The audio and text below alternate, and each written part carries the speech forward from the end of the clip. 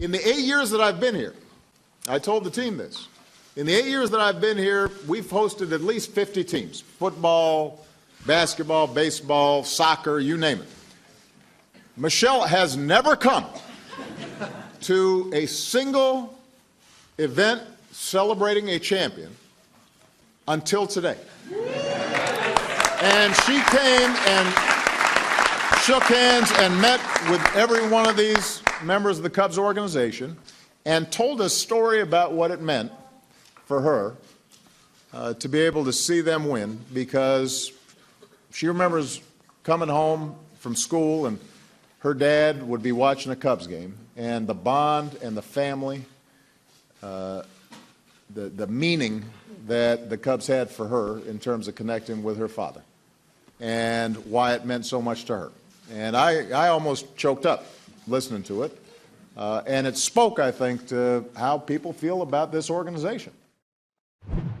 Great ceremony at the White House as President Barack Obama welcomed the Cubs for winning the 2016 World Series. We know Barack. He's talked about it a lot. He's a White Sox fan. As you and I are too. Big White Sox fan. But do you think that President Obama should become a Cubs fan? He did reveal that his wife is a Cubs fan. So should President Obama switch his allegiance? He shouldn't switch. And he did say at the end that he's not ready to put a jersey on, and that as of now, amongst all White Sox fans, he is the #1 Cubs fan. Okay. That is so diplomatic, and, right? and that's a politician for you. That's how he rolls. He's taken it to the very end. And I think he should never become a Cubs fan. At this point, the fact that Flotus has been a Cubs fan the whole time he's known her, okay, right?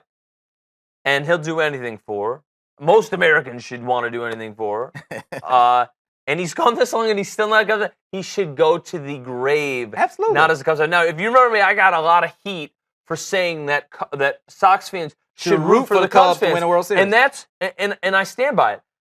Barack and I, after today, is proof that he and I kind of see the same wavelength. You are still exclusively a White Sox fan, but after that, you should not be putting outsiders ahead of that. Chicago, the city allegiance, should then trump the Angels. But it's a rivalry, though. Is it, though? And for some people, they're not in the same league. Right, but for some people in the city, though, It's about sides, though. It's not even just about the league. It's about the South Side. Well, we have a chip. We grew up on the south right, it's half a South of the city. Side pride. I grew up going past Comiskey Park way back in the day with Lance Johnson and with all the rest of the guys, Carlton Fisk and Big Frank. So it's just a sense of pride. I didn't grow up driving by Wrigley Field. That's not my team. But it's a lot closer to everything else that's affiliated to Major League Baseball.